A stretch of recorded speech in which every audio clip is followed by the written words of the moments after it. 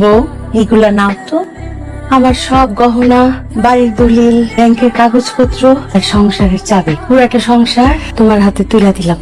আমি তো আর বেশি দিন বাঁচবো না মা। আমার পলাশে খুব যত্ন করে মানুষ করছি, তুমি ওরে যত্ন করে রাখবা। তোমার হাতটা দাও তো আমার মাথায়, তোমার হাতটা দাও। মাথা ছুঁয়ে কথা দাও, আমার পলাশকে ছেড়ে কোথাও যাবা না। ও যদি কোন ভুল করে ওকে সংশোধন করে নিও, ওকে শুধরাই নিও, কিন্তু আমার পলাশকে একা করে কোথাও যেও না। কথা দাও। কথা দিন আম্মা, আমি পলাশকে ছেড়ে কখনো যাব না। আলহামদুলিল্লাহ। Are you okay? ঠিক আছে। আম্মা কোনো পেইন দেয়নি তো? Thanks for everything. আপনি আমার জন্য যা করছেন আমার তো সারা জীবন মনে থাকবে।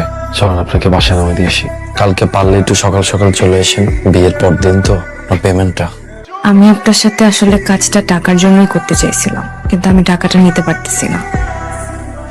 আমি সবসময় অ্যাক্টিং করতে চাইছি, কেউ আমাকে সুযোগ দেয় নাই, বা দিলেও বিনিময়ে অনেক কিছু চাইছে।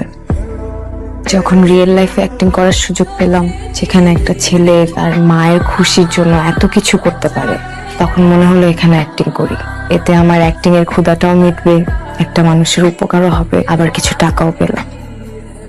কিন্তু আমার আসলে এই ক্যারেক্টারটা করতে খুব কষ্ট হচ্ছে। রিয়েল লাইফে অ্যাক্টিং করা আর পর্দায় অ্যাক্টিং করার মধ্যে অনেক ডিফারেন্স আছে, এটা আমি আগে বুঝতে পারিনি।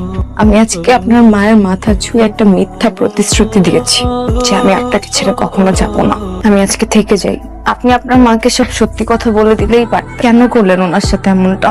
ডাক্তার বলে দিস আমার আম্মার হাতে আর বেশি দিন সময় নেই।